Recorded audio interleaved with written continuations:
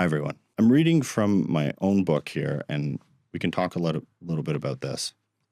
And it is Deposition, Strategy, and Tactics from my book, How the Rich Get Divorced and Stay Rich. I'm a winning divorce strategist, an unbiased expert witness, a hero to my clients, and a villain to their exes. Welcome to the Stay Rich Show. Now, I'll read from the book a little bit and then expand. Depositions, also known as examinations for discovery, is the real first test divorcees face in litigation. The primary objective is to put facts on the formal record. Opposing counsel will ask a series of questions. They know the answers, usually, and the interviewee knows the answers, but they have to play along. Put differently, what's really happening here is opposing counsel is assessing whether they want to take this case to trial. And failing depositions by appearing not credible is an enormous problem to come back from.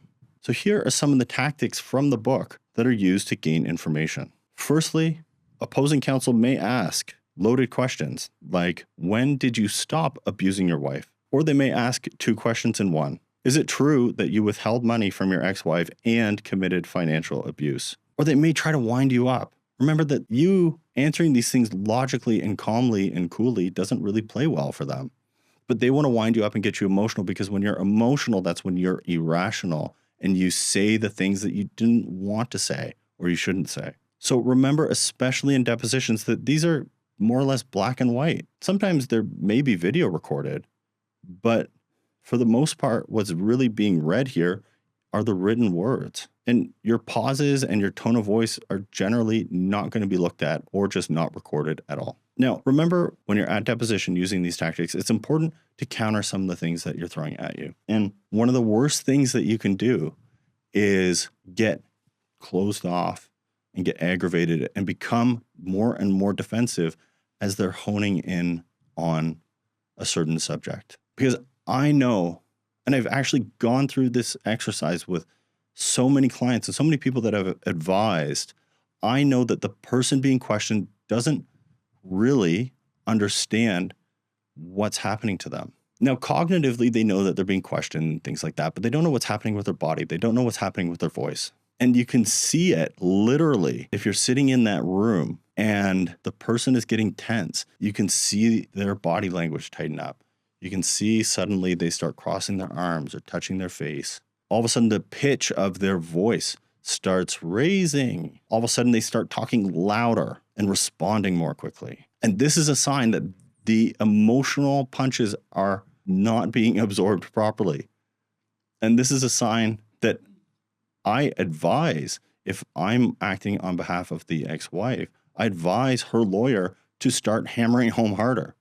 Or if I'm the one doing the questioning, this is when I start to increase the emotions. This is when I start to crank the dials, because I want to know how far you're going to go. So for you, and my advice in this video, to counter these tactics, you want to be able to take a beat before responding to a question and realize that some of these things are going to be loaded questions. And it's better just to call that out and say, that's a loaded question. It's better to call us out and say, that was two questions in one. I need you to rephrase this so then I have the ability to respond in an accurate and truthful way that actually gives helpful context. Because you just asked me two things. Even in court, you can look to a judge and say, I don't understand this question. There's two questions being asked. And sometimes these lawyers will try to box you in, and they'll try to box you in by saying, is the answer yes or is the answer no? And I can guarantee you, if it's a yes or no question, it's definitely not yes or no. And it's your job to look to the judge and say, Your Honor, this is not a yes or no question. There's more context to the situation. And if I may, I would appreciate the ability to expand on the subject in order to give the relevant context. And generally speaking, judges will give you that leeway, unless you burned it by doing this 100 times on pointless questions up to this point. When you asked your name, is this your name, yes or no, that is not the time to pull this rabbit out of the hat and use that. But when it's truly a contextual response, that's when you need to start stepping up for yourself. And my book goes through so much detail on this subject because it's one of the most important things. When you're at deposition, when you're in a cross-examination, the ability to articulate yourself in a credible way is critical. And the ability to understand what moves opposing counsel is making is also extremely important. So you can stay 1, 2, 3 steps ahead. So you know, based on how you respond to this question, you know what question is coming next and what question is coming after that. And you can start to allocate some of your mental bandwidth to preparing your responses in advance.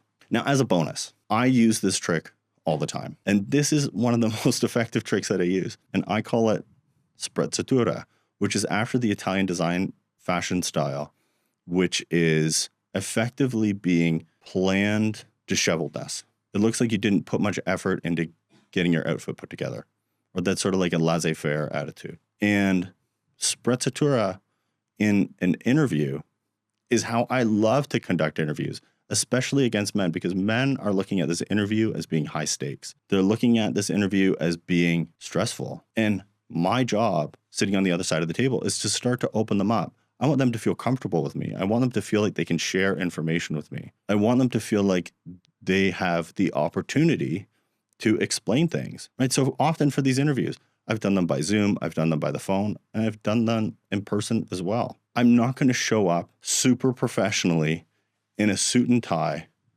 with a metal briefcase and a pocket protector, because that's going to give them the wrong impression. That's going to give them the impression that I'm here to screw them. And it's very serious. So I'm going to show up, I'm going to be a little bit reduced in terms of how professionally I conduct myself, in terms of the fact that it's not going to be a stiff interview. And usually what I'll do is I'll open these interviews with a joke about myself. I'll joke about the book. I'll joke about having them go through this divorce process. I'll joke about, I've had it before where I was on the other side for a man who owned a food manufacturer. And I literally found out about this and I was really excited. So I actually went online and I bought some of his product like the day that I was hired onto it, because it was something that I really wanted. And I finally figured out where I could get it from. So I went to their website and I ordered it and I said, hey, by the way, just so you know, I ordered your stuff the second I found out about this, because this is something that I've wanted for a long time. And I'm actually really excited to talk to you about this business because it's something that interests me and you're providing something that I want. And I've already tried it and it's fantastic. So it's another way to open them up and get them to drop their defenses just a little bit. And then from there, when I go through the interview, I'm going to start asking questions and doubling back to questions, but it's hard to triangulate where I'm going, because on the one hand, I'm going to ask a question about them. Then I can ask a question about a specific part of their business. Then I'm going to ask them about them again. Then I'm going to ask them about their car or cars. Or if they like watches, I'll ask them about watches. Then I'll ask about their business. Then I'll ask about watches again. Then I'll ask about what they make. Then I'll ask about their personal life. And just keep going back and forward and going between subjects. And what I'm paying attention for is two things. I'm paying attention to, if I ask the same question just in a little bit of a different way, am I getting a different response? Which indicates to me that either they're opening up because of the new way that I asked that question, or it indicates to me that they're generating something, which means that they're basically lying. So I know that there's some lying and dishonesty going on, deception, with this specific account or this specific issue with the business. But I don't let them notice that I'm noting it, right? And if I know that my client and who I'm interviewing, if I know that they have kids, I'll often talk about my kids as well. So they'll bring up their kids and I'll talk about mine. I've even had my kids walk in on Zoom interviews and I love it. It's great. They get to say hi and then off they go, but it makes it a little bit more human. And again, I'm looking to reduce the defensiveness because I'm a big guy and I'm very smart and I come with a lot of letters behind my name and I come across as intimidating as a result of that. So anything I can do to sort of notch that down and show a more human element to me, I'm looking to show them this in an authentic way. So that's where I start to find the deception. And the second thing that I'm looking for is any kind of area where I start asking and leaning in towards a certain sensitive issue with the business. If they start arcing the conversation away from that, I'll let them do it and just pretend I don't notice. And then I'll try again from a different angle. And then they start arcing it away from that subject again. I just continue to let them do it. And every single time that I do this, this just gives me more and more evidence that whatever they're trying to get me to not talk about is exactly where I should be looking. That's exactly where the bodies are. That's exactly where the hidden money's being stashed. And we get off the call, I hang up, I open up their stuff, and I start looking right there. because it's so obvious at that point. So I'm looking for these deflections and deferrals, and I'm not going to call out the person about this while we're in the interview. I'm not going to confront them about it. I'm not going to demand that they answer the question, because they're answering it by showing me that they're not willing to answer it. And any forced response is not going to be helpful, and it's going to get their guard back up again. And I still want to keep them open. If I have a question, I want the ability to be able to send them an email knowing that they're going to reply and be open. And I want that relationship to continue. But for men watching this video, I think it's important to recognize that this is happening. I think it's important for you to know how I've been trained in interview tactics. It's not like this is natural interview techniques. I'm actually using high-level elicitation techniques in order to draw more out of the person. An example of that is if they give me a specific detail about something that I want to ask more questions about. One way I'll get at it is by bringing up the detail, but getting the detail wrong, right? And this is a really manipulative elicitation technique, because what it does is, in the human psychology, it actually jumps that person into action.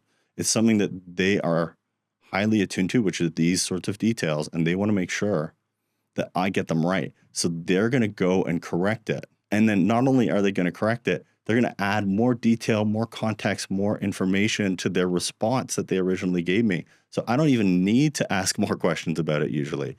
All I need to do is get the detail wrong in the first place when I bring it up again. And suddenly they are jumping through hoops to correct the record and giving me more and more and more information. And this information is relevant. This is what I want. I want more. I'm in information gathering mode. Now, if you want a more detailed list of the various tactics used, of the various elicitation techniques used, I will send you a document if you put CIA in the comments. And I look forward to seeing you soon.